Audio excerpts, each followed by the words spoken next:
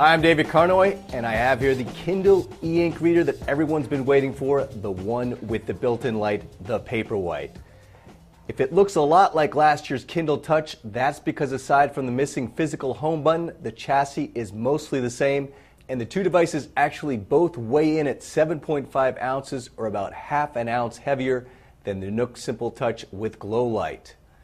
Aside from that integrated light, the Paperwhite also has a capacitive touchscreen rather than the IR-based touchscreen found on competing touchscreen models from other companies. And finally, that screen is a higher resolution 1024 by 768 pixel display with 212 ppi that allows text and images to be rendered more crisply.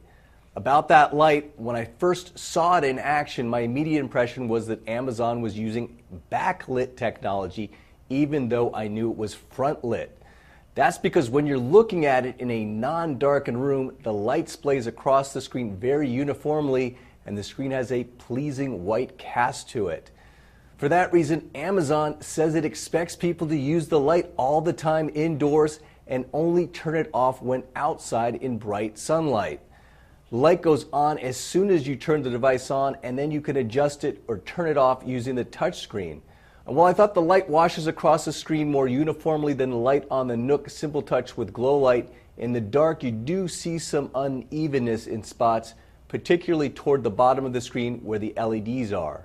In other words, it's not perfect even after you try to smooth things out by adjusting the brightness level, but it's still pretty darn good, and that lack of total uniformity should only bother a small fraction of users. As far as the capacitive touch goes, I think it's superior to the IR touch found on competing devices, but it's just not a night and day performance boost. One of the reasons for that is that the speed and responsiveness of the device is limited by the processor and the sluggish nature of e-ink in general. The higher resolution display is also pushing more pixels, so page turns and overall responsiveness only seems slightly faster. The Paperwhite borrows some of the user interface motifs from the Kindle Fire with the same toggle metaphor for displaying content. The cover view interface has a more vibrant appearance, for black and white anyway, and this new Kindle has an overall slicker UI than what's found in its predecessors. The other key factor in all of these devices is battery life, an area where Amazon and Barnes & Noble have been fiercely duking it out for supremacy. Remarkably, Amazon says you can get up to 8 weeks of battery life from the device with the light on at half brightness based on 30 minutes of use a day with Wi-Fi off. That's about double the Nook Glow Light's numbers. One other notable feature worth mentioning is that this Kindle keeps track of your reading speed and can tell you how long it will take to finish a chapter or the rest of the book. Also, you get Amazon's X-ray feature, which isn't available on the entry-level Kindle. One feature missing from the Paperwhite is audio.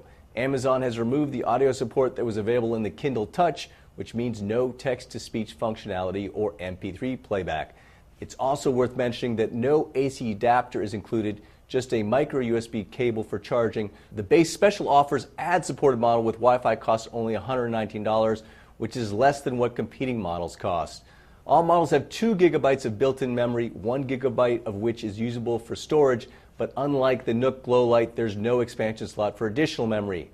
Yeah, it would be nice if the Paperwhite was a little bit lighter, but overall this is a big step forward for the Kindle e-ink line.